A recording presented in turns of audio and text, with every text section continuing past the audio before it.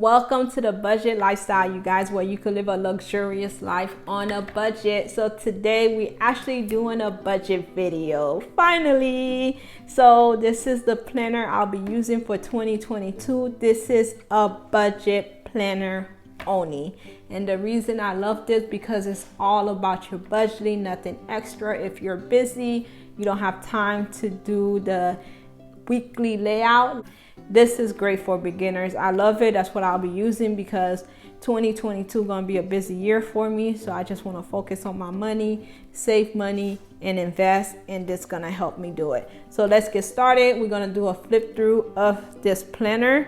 So I got this planner last year. I didn't want to spend extra money and getting a new planner. They mostly the same. They say the same thing. It's mostly the same layout. So this is an undated planner, which is perfect because that means you could start in the middle of the year. You could start in February, March, April, whenever you want because it's undated. So when we open this, I already started working on it. I have my folder here where I'm going to put important documentation and bills that comes through the mail. They give you a sticky pad with all the months, which I already put in. It's from January through December. I already started. Well, I completed that already. The beginning of every month, you have a monthly overview. So you have the budget for the month of whenever you're starting. Me will be January. I'll put January here. And then you have financial goals, which is perfect. Always make sure you have some type of financial goal every month because that will help keep you on track and help with your spending habits. And this is don't forget, right here it say keep track of events and unexpected expenses that pop up during the month. So since you don't have enough, you won't have room in the monthly layout because this is strictly budgeting, I would definitely put important events here, doctor's appointment and other things you have to do throughout the month. And down here you have your unexpected expenses that come out throughout the month. So you want to write it down, the description and the amount of money it costs you. And I think this is a good one because sometimes you think things are unexpected, but it's recurring every month. So maybe if that is happening to you, that should be part of your monthly budget. So the beginning every month, it have encouraging saying. This one say the grass is green where you water it. So we're gonna go through the month of January. So this would be your monthly spread. You have to date it, which means that it's gonna take a little bit of effort on your part to make sure you go in early before the month starts and date this. And on the side, it have a column that's empty that you could write things that you want to do throughout the month. So this sheet, this will be your monthly budget for the month of whichever month you're starting. We'll say January, so I'll put month of January here, when I get paid, and then my total income for the month, my expenses, and how much I had remaining this particular month. So you have the date the bills are due, your bill descriptions, your category, amount you paid, and did you pay it. Next up, you have your saving trackers. So this year we want to build up our emergency fund and also do a sinking fund, and we want to take more vacations. So yeah, so this will be a good one for us. We'll put the date that we put money in there and which account and what activity and the balance we have in that particular account.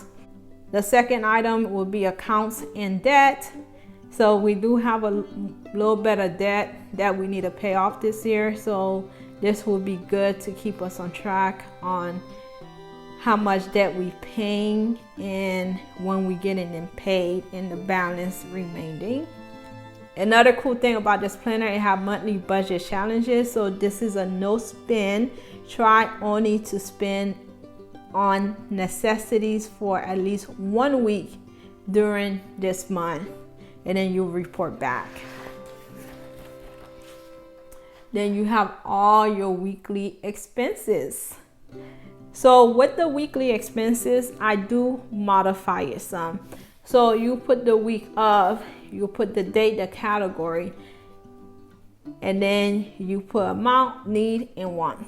So when it comes to the date, what I'll put how much I budget to spend on these items, and then the actual amount that I spend. So I think that's more functional for me, because over here, if you're thinking about your utilities and stuff, you already have the date is due. So yeah, or you could even put slash what you budget and then the date and the amount you spend if you want. So at the end of each weekly spread, you have where do I deserve a gold star, and then is there anything I can do better next week, and then it's the same thing here. And I really do like this because you will have to keep track of your expenses weekly.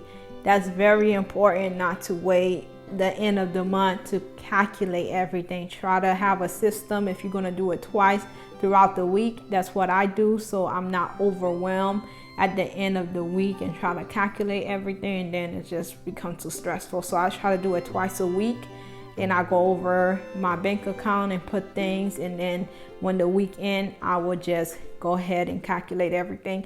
But I'll definitely have a video on how I keep track of my expenses, and also doing a monthly budget and how I use the monthly spread and the monthly overview. So I'll do that probably the next video coming out. That will be what that video will be on.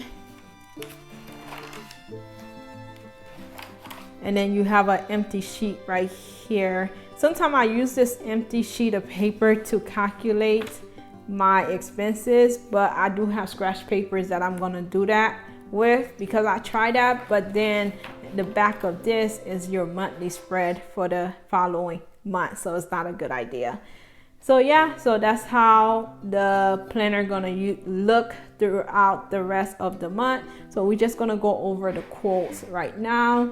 So for the month of February, thinking positively isn't about expecting the best to happen every time, but accepting that whatever happened is the best thing for that moment. For March, sometime you win, sometime you learn.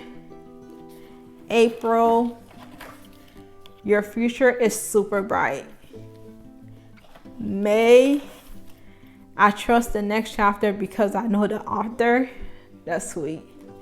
For the month of June, it's actually blank, so you could put in your own quote. For July, it costs 0 to be grateful for what you already have. For August, start where you are, use what you have, do what you can. For September, life is tough, but so are you. For October, bestie, girls night, let's do girls night in. Yeah, see you soon. Always find ways to save some money. It's okay to make mistakes, to have a bad day, to do what's best for you. That was November. And then for December, learn how to see the possibility, not the problem. That's a really good one.